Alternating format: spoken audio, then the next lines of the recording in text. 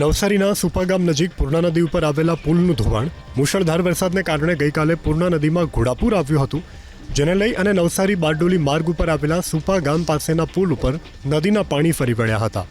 નદીના પ્રચંડ પ્રવાહને કારણે પુલ ધોવાઈ ગયો. ઠેક ઠેકાણે ગાબડા પડવાની સાથે રસ્તો પણ તૂટી ગયો.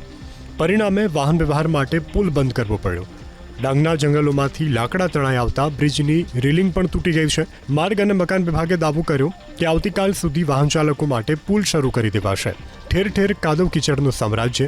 પાણી ઓસર્યા બાદ મિઠીલા નગરીમાં લોકોના ઘરોમાં હજુ પણ કાદવ કીચડનો જમાવડો. લોકોના ઘરોમાં રહેલા અનાજ સહિતની સામગ્રી પાણીમાં ગરકાવ થતા નુકસાન. મોટા પ્રમાણમાં સંગ્રહ કરીને રાખવામાં આવેલ અનાજ પણ પલળી જતા હાલાકી. સુરત મનપાના આરોગ્ય વિભાગની ટીમ નવસારી પહોંચી દવા છંટકાવની કરાઈ કામગીરી. તો નવસારીમાં રોગચાળો વકરે નહીં તે માટે તંત્ર કામે લાગ્યું. શાંતાદેવી રોડ ઉપર પાલિકા દ્વારા સાફ સફાઈ શરૂ કરવામાં આવી. શાંતાદેવી રોડ ઉપર 10 ફૂટ પાણી હતા, જે ઓસરી જતા તારાજીના દ્રશ્યો સામે આવ્યા. દુકાનદારો પણ સાફ સફાઈમાં જોતરાયા.